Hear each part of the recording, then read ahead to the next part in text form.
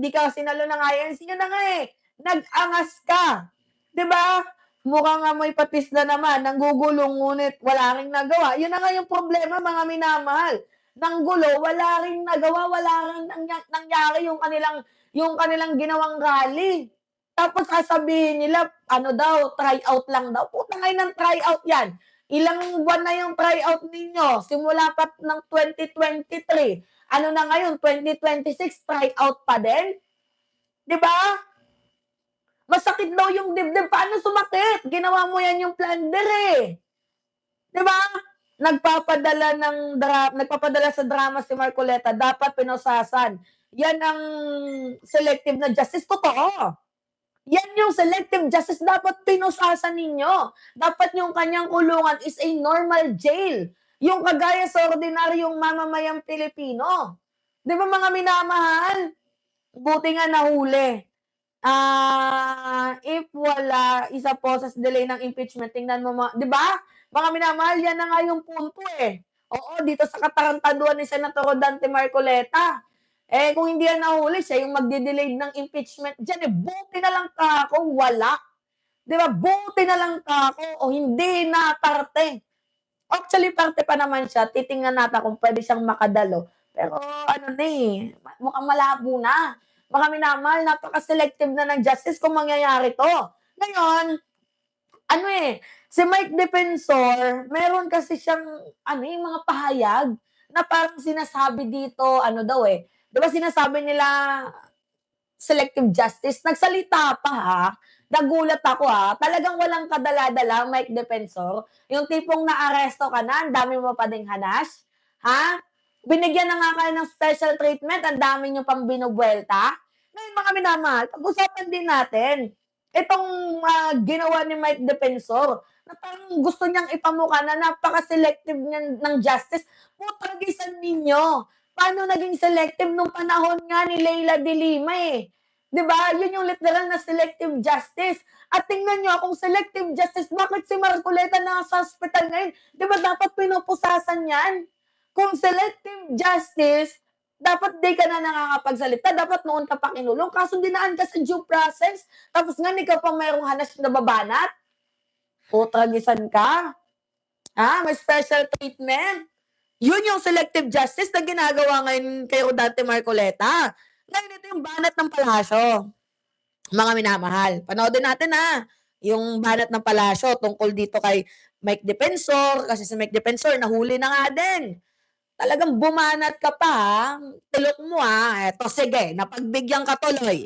Panoodin natin mga minamahal. Rodante Marcoleta is now in custody. What did the president say about it?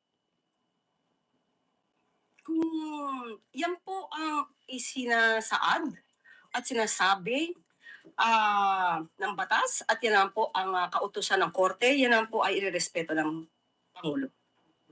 Pero ang sinasabi po ni Congressman Mike Defensor just now, sabi po niya, nauna pa kaming makulong kaysa sa mga totoong nagnakaw sa kaban ng bayan.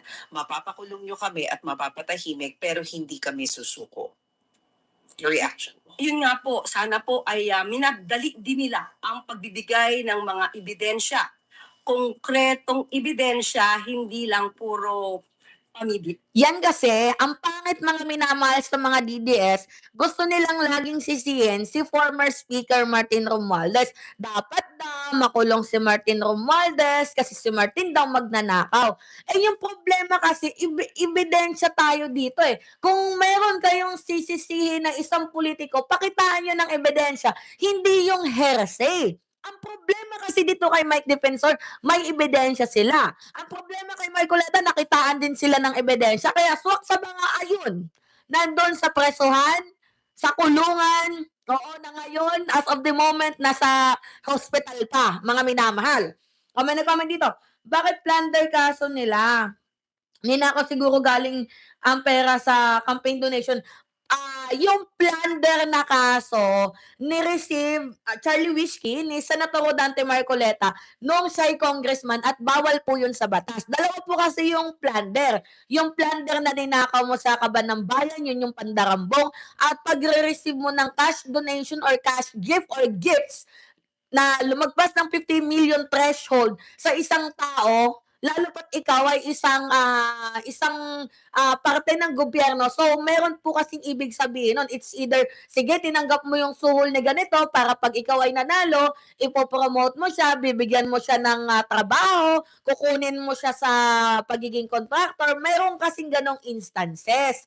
Di ba, mga minamahal? So, madami yung kaso ni Marcoleta, madami din yung kaso ni Mike Defensor. Dawit din siya dito.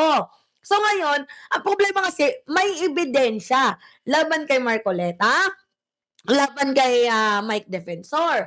Pero yung ebidensya nila against kay former President, kay former Speaker Martin Romualdez, wala. Puro hearsay yung Maleta Boys, yung Maletflix, puro hearsay. So, how can we trust the Maletflix boy? How can we trust the 18 ex-Marines kung puro picture lang? Wala nga silang resibo, 'di ba? Wala nga silang yung konkretong bank trail, paper trails, wala. So ang kailangan natin dito, concrete evidence. Na yun yung wala kila Marcoleta, puro lang hearsay. Nauna yung chismis bago yung ebidensya nilang gawa-gawa at hindi pa pulido ang pagkagawa. Ganon yung nangyari. 'Di ba? Continue tayo. Mas magkakaroon po ng resolusyon at ng solusyon kung sila ay nagsumiti kaagad ng mga konkretong ebidensya para kung sino yung mga tao na nais nilang papanagutin ay napanagot na po sana, nadala na po sana sa korte ang mga kasong kanilang idudulo. Kaso, ano yung ginawa nila? Ginamit nila yung Blue Ribbon Committee hearing, nagpa-press conference sila, nag-rally. Na hindi naman po yun yung tamang due process. Yung due process, magsasampa ka ng kaso. Yun yung due process. Kaso, ano yung ginawa nila? Mas inuna nilang magingay, mas inuna nilang mag-rally, mas inuna nilang gumawa ng kwento. Damage yung ginawa nila. Alam niyo yung tawag na yung gumagawa ka ng issue, damage control sa ating gobyerno, yun yung ginawa nila instead na ipakita yung ebidensya at nagsampa ng kaso. 'Di ba? Yun naman dapat yung gawin, magsampa ng kaso. Kaso hindi nga sila nagsampa, inuna nila yung tsismis. Ngayon na sila ang nakasuhan, sila yung naunang nakulong, galit na galit sila. Kasalanan ba namin na nauna kayong nakipagtsismisan? Nauna pa ninyong pinagpiestahan yung mga tsismis kaysa sa konkretong ebidensya. 'Di ba, mga minamahal? Pero hanggat hindi sila nakakapagbigay ng konkretong ebidensya, hindi po talaga ito kakagatin ng korte. Tama. Pero yung sinasabi po ni Congressman Defensor na clearly wala raw basis itong case na isinampa kay Senator Marcoleta at sa kanya. Sa korte na lamang po nila ito Ipaliwanag. depensahan. Okay, last na lang po. Ano po ang tingin ng Malacanang, how will this arrest, if this is considered an arrest, affect the happenings in the Senate, especially na ngayong araw magsisimula yung impeachment trial against the Vice President? Nasa kamay na po yan ng Senado. Ang sa atin naman po, sa anumang pagkakataon, kung ano man ang oras, kung ano mang araw, kung ano ang sinasabi ng korte, kung mayroon silang in-issue na warrant of arrest, hindi po ito mapapahinto. Tama. Hanggat wala rin naman pong court order na maaaring magpahinto sa pagpapatupad dito. So kung in-issue po ito, ng korte, ito yung valid warrant of arrest, wala pong magagawa ang ehekutibo kundi ito ay i-enforce. Tama ka, Charlie Whiskey. Yung ginagawa nila is diversionary tactics. Yung black market sa Facebook, alam ninyo yon, yung mayroong troll farms. Kasi katulad nga ngayon, napunta yung issue kay Marcoleta instead na yung issue ngayong araw sa impeachment trial ni Vice President Sara Duterte. Pero maganda na din kasi wala doon si Marcoleta, walang manggugulo, walang mag-iingay, walang panira ng moment. Gets ninyo, mga minamahal? Nako, susunod na si Robin dahil may kumakalat na insertion din siya sa 150 million sa Intramuros. Oy, talaga ba? Ngayon ko lang nalaman yan sa'yo. Himantayon. Yung 150 million insertion. 'Di ba? Ngayon ko lang nalaman yan. Ang alam ko lang, mga minamahal, na merong insertion si Chis Escudero, merong issue sa flood control si Joel Villanueva, si Jinggoy Estrada, sa kasong plunder si Mercoleta, sa kaso ng ICC, si Bato, si Bongo, tapos si Robin. Kasi nagmamagaling. Yun lang yung alam ko. Pero yung dito sa 150 million insertion sa Intramuros, pag-aaralan natin yan. Na posibleng maging kaso din yan para makulong itong itong maingay, mga minamahal na si Senator Robin Hood Padilla. 'Di ba, mga minamahal? Na dapat sana gato yung usapin natin ngayon tungkol sa impeachment. Usapin natin ngayon tungkol sa impeachment.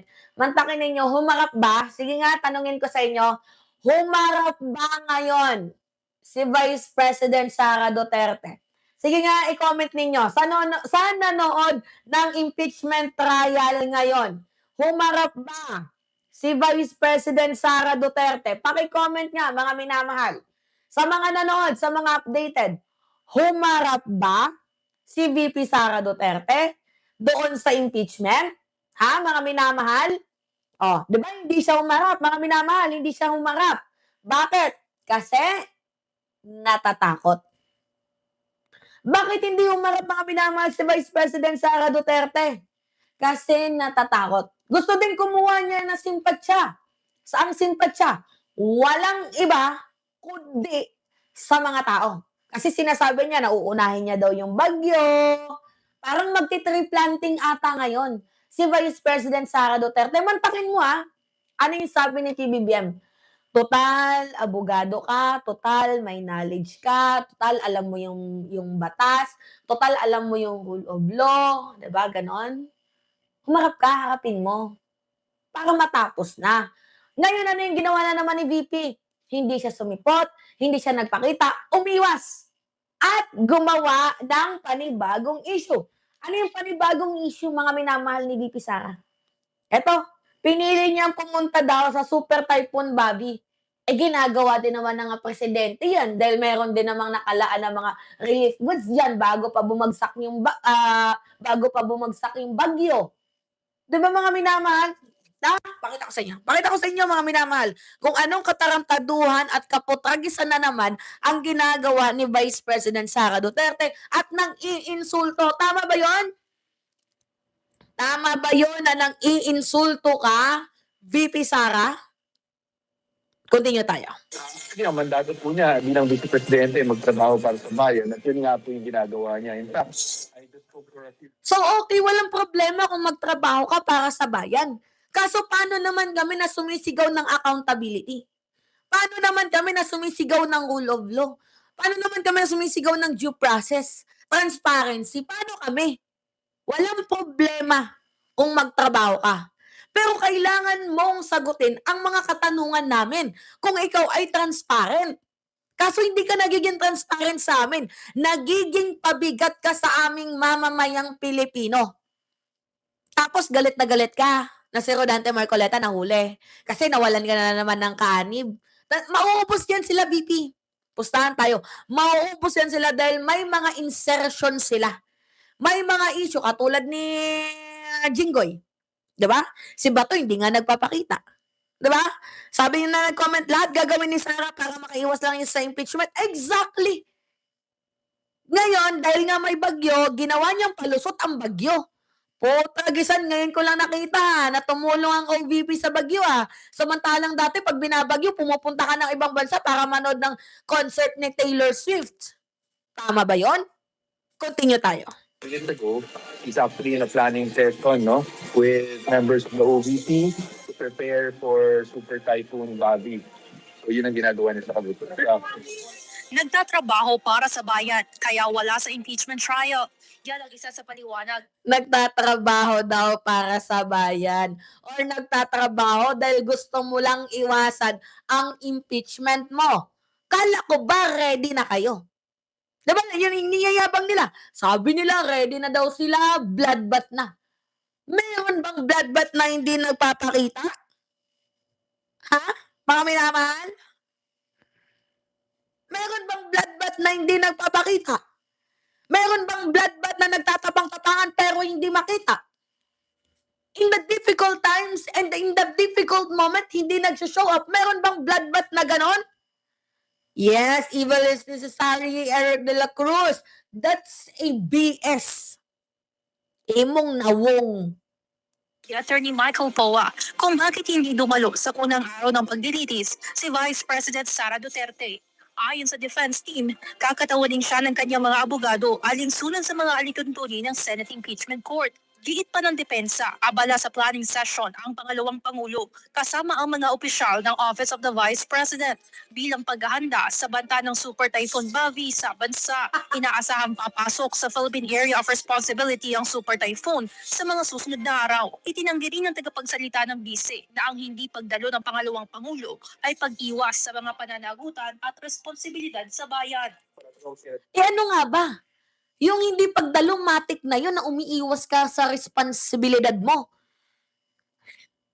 Tama ka. Sa nag-comment dito, sabi ni Professor Mode, she attended or not, she's impeached. Impeached na nga itong si Sara Duterte. Pero ang kailangan natin dito yung verdict na guilty. Si Sara Duterte, yung mapupukpukan na guilty siya para hindi na siya makatakbo bilang public official ng bansang Pilipinas. Yan yung inaantay natin, mga minamahal. Yung mapukpukan, tama, yung mapukpukan si Vice President Sara Duterte na siya'y hindi na pwedeng makatakbo at impeach na siya, guilty na siya sa kasong impeachment. Mga nakulong noon, Pinklawan. Mga nakukulong noon, Pinklawan ni Digong at hinahayaan na magnakaw ulit. Kaya, ayun, kulong ulit. Diba? Yan yung sabi dito sa comment. O, sige, continue pa tayo. Sabi, yung pagharap niya sa kaso ay ginagawa na sa kasalukuyan. Kaya nga matagal na siya nag-form ng isang defense team. Alam niya nga hantong tayo sa ganito. At kaya naman kami, mga abogado niya ay nandito para talagang ilitigit itong kaso at sagutin at patunayan na wala pong basihan yung mga paratang laban sa kanya. Anong walang basihan? Pakita niyo yung ebidensya ninyo. Hindi puro technicalities yung ginagawa. Anong ebidensya dyan, mga minamahal? Puro technicalities na. Hindi nga umarap itong si Sara Duterte. If she's guilty and final verdict will be no right to stay on the office of the Vice President. Sabi ni Prof. Yan na nga. Wala na siyang karapatan para magstay sa office of the Vice President sa OVP once na ma-impeach itong si Sara Duterte. Kaya nga tingnan ninyo, ang ginagawa nila, humahanap sila ng way para hindi ma-impeach si Sara sa pamamagitan ng technicalities. Doon nila idinadaan ang kaso ni VP Sara Duterte sa technical, humahanap ng way para i-technical yung yung impeachment trial. 'Di ba? Ang tanong, VP Sara, may ebidensya ka ba? Na para patunayan mo yung sarili mong malinis ka? Mga minamahal, she seems to know everything. Always, she's dumb. Kailan pa naging matalino si Sara? Lurong-lurong nga ni, 'di ba? Lurong-lurong si VP Sara. Sa kabila ng mga paliwanag ni Poa, hindi nito sinagot kung personal bang desisyon ni VP Sara na hindi pisikal na dumalo ng kanyang impeachment trial. Ayon sa kanyang abogado, may mga usaping hindi dapat isa publiko dahil sa klaw na ito ng attorney-client privilege. Samantala, nilinaw rin ni Poa na hindi ito nangangahulugang hindi na posibleng dumalo sa iba pang trial days ang pangalawang pangulo. Hindi pa nila masabi kung kailan ito dadalo ng personal dahil bahagi ito. Alam nyo, pag nagsasalita kasi, itong si VP Sara Duterte, matik na nahuhuli yung bunganga niya sa sarili niyang nahuhuli siya sa sarili niyang patibong. Yung kumbaga, ang dami niyang spill up eh. Pag once na nagagalit, kwento ko sa inyo, mga minamahal. Pag nagagalit, si Vice President Sara Duterte, kung ano-anong katangahan ang lumalabas sa bibig niya, which is hindi naman dapat. Oo, mga minamahal, kung ano-anong katangahan ang lumalabas sa kanyang bibig, which is hindi naman dapat sana. Kaso, ang problema kasi dito kay Sara Duterte, sa sobrang kadaldalan niya, nalalaglag niya yung kanyang sarili. Kaya tingnan ninyo, hindi siya mismong pinapa-attend ng kanyang mga abogado. Yun yung nangyayari. Hindi siya pinapa-attend ng mga abogado niya. Yan yung alam natin according sa Iwan sources. Ng kanilang legal strategy. No, we're not saying anything right now. As I've always mentioned, ang kanyang physical presence, we will assess kung kinakailangan, bakit hindi. But that will depend on how the proceedings go and we will advise her accordingly. Una na rin sinagot ng defense na igagalang nila kung sino man ang mamuno sa impeachment court at tiwala silang walang magiging problema kahit sino man ang umupong presiding officer dahil may sapat na karanasan naman nila ang mga senador sa paghawak nito. Itinanggi rin ng kampo ng Vice Presidente na magdudulot sila ng anumang delaying tactics para maantala ang impeachment trial. Eh, yung kay Marcoleta pa nga lang, yung rally pa nga lang ng INC, delaying tactics na yun. So, ano pa yung inaasahan namin? Sa tingin ninyo, nagsasabi kayo ng totoo? Sige nga, ano yung inaasahan namin? Sa ginagawa ninyong rally kay Marcoleta, delaying tactics na nga yun. Double standard yung rally ninyo para daw kay Marcoleta at para daw sa transparency at accountability. So, ano kami maniniwala na yung rally ninyo, yung ginagawa ninyo is hindi para makaantala? Ano kami maniniwala? 'Di ba? Oh, nasanay sa impunity noon, aminin man nila hindi sila magagalaw, untouchable sa panahon yun ni Digong. 'Di ba? If her strategy is to delay, it's working. Pansin ko din. Sa ngayon, focus ng partido na obserbahan ang magiging direksyon ng impeachment trial lalo na't unang araw pa lamang ito ng paglilitis. Evan Al. Pero eto mga minamahal, maiba tayo. What if yung abogado ni Vice President Sara Duterte sinabing wag ka na lang umattend, ang gawin mo na lang mag-resign. Isipin ninyo mga minamahal, what if kaya hindi pinapa-attend, 'di ba? Itong si VP Sara Duterte, diyan nga po sa usapin ng impeachment trial, what if kung yung plano nila, 'di ba, ay ipag-resign na lang si VP? Kasi doon sa pag-resign kay Vice President Sara Duterte, masisave niya yung kanyang reputation. Pwede pa siyang magmakaawa na, ay, ginigipit nila ako. Mas pinili ko na lang manahimik. Pero pwede pa siyang makatakbo. Nagigets niya yung punto ko. Isipin na lang natin na nag-advise yung abogado niya na huwag ka nang dumalo. Ang plano natin, total mukhang may impeach ka naman. Ang plano natin, mag-resign ka. Option. Second option or last card. Mga minamahal, last card ni Vice President Sara Duterte ang mag-resign.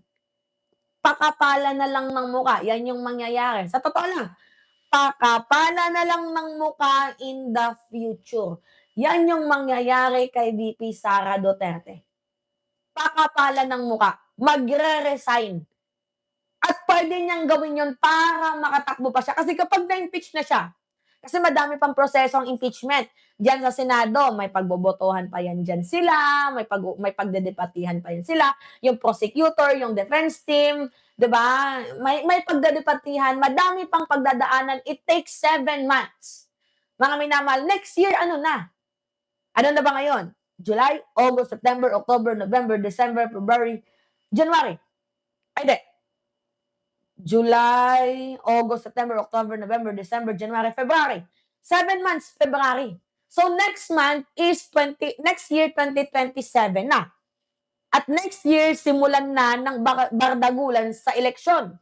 Kasi by October filing na yan next year 2027 kasi 2028 election uli. Ngayon, what if ang iniisip ng kampo ni Vice President Sara Duterte, nonsense na umattend ka dyan? Ito panibagong, pwede nilang gawing strategy to Kasi imbis na ma-impeach, itong si Sara Duterte, mas paninindigan niya na lang na mag-resign. Kasi pwede niyang palusot, ay, ginigipit nila ako. Tapos, di ba, hahaplusin niya ang puso ng mamamayang Pilipino na ito na yung gobyerno, ginigipit na ako, magpapaawa effect. At gagamitin nila si Digong. Madaming strategy. Alam ninyo, pag namatay, mga minamahal, si former President Rodrigo Roa Duterte, panalo si Sara. Pustahan tayo. Pag namatay si former President Duterte, magiging panalo si Sara. Kasi gagamitin ni Sara si Digong. As always naman, tatay niya lagi niyang ginagamit. Ano pa nga ba nga asahan natin? As always naman. Ano yung nag-comment dito? Hindi rin makakatakbo si Sara kahit mag-resign siya kasi ombudsman na yung magdedemand sa kanya. Ibang issue yun. Iba yung issue kapag magdemanda yung ombudsman. May process pa yon. Eh what if abutan ng 6 na taon bago sabihin guilty siya? 'Di ba, mga minamahal? Iiwas sa perpetual disqualification. Hindi kasi, may nag-comment. Actually, good point yung comment niya na kakasuhan din naman siya ng ombudsman. May kaso nga si, si Trillanes. Ang kaso ni Trillanes, plunder. Di ba, mga minamahal? Ang kaso ni Trillanes kay Sara Duterte, ang ikinaso niya, plunder. Sorry, wait lang. Ngayon, separate yun sa issue ng impeachment.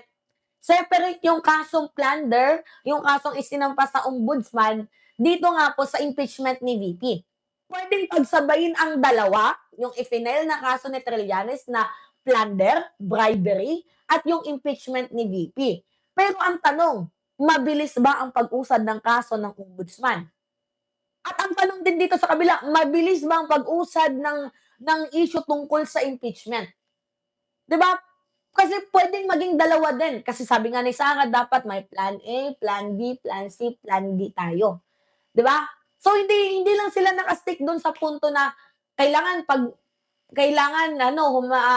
hindi ako humarap, mag-resign na lang ako. Hindi sila pwedeng naka-stick doon sa planong 'yon.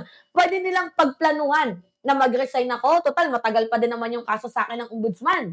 'Di ba, mga minamahal? Ni mali siya paano nga nakakasiguro na mananalo si Sara kung mga DDS supporters lang ang voters niya. Sure naman na hindi siya iboboto ng loyalists at kakamping at dilawan. Ellen Garcia, madaming uto-uto sa social media. Hindi natin alam yung ikot ng mundo. Pwedeng bilugin ni Sara Duterte yung mga tao. Pero bilang matatalino, hindi tayo magpapabilog.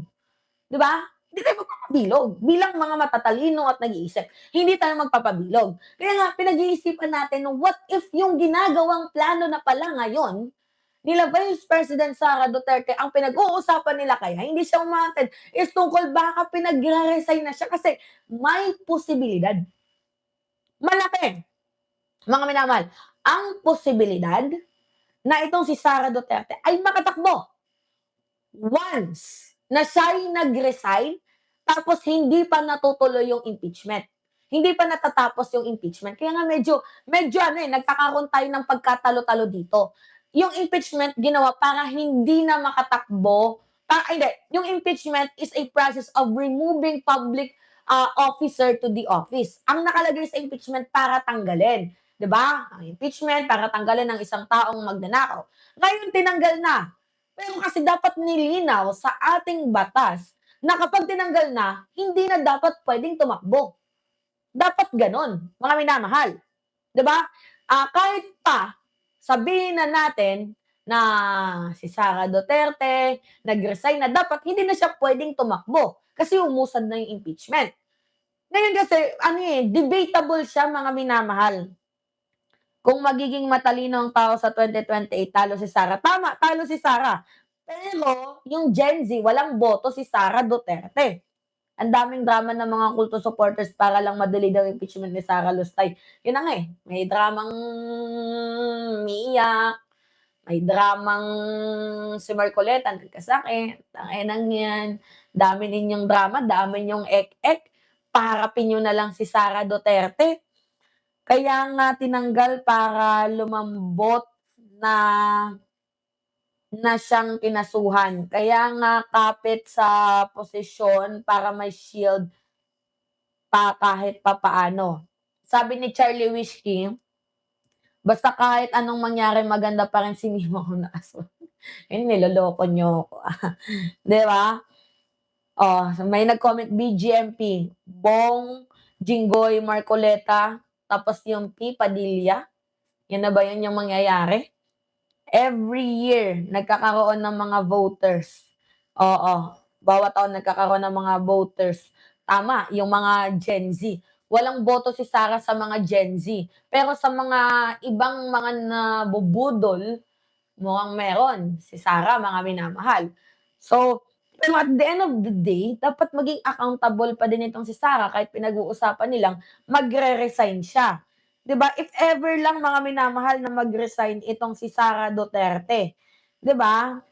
Naku po. Oo. be firm, the search of truth.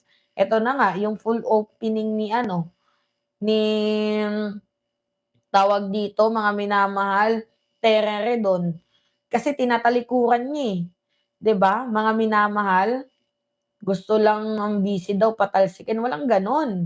Oo, yung defense team ni Sara Duterte, walang gano'n yung hindi tayo para manloko dito mga minamahal. Oo, wala din mina-martial law, walang selective justice dito. Ang selective justice, eh, di sana si Marcoleta mga minamahal tawag dito, si Marcoleta sana may posas na yan ngayon. May chest pain nga nasa ospital, eh, 'di ba? Eh, niloloko ninyo, walang gano'n. Anyway, they were not rebutted by the prosecution. Wala ngang nire-rebut sa prosecution. Yun nga yung nangyayari mga minamahal, eh, 'di ba? Anyway, pengi po ako ng comments mga minamahal, pengi po ako ng, comments, likes, and share. I-like niyo muna mga minamahal, i-like niyo muna yung video bago po tayo magpaalam. I-like yung video, comment, ta's i-comment niyo kung taga saan kayo, and always hit mga minamahal notification bell for more update. Maraming salamat at ingat mga kababayan.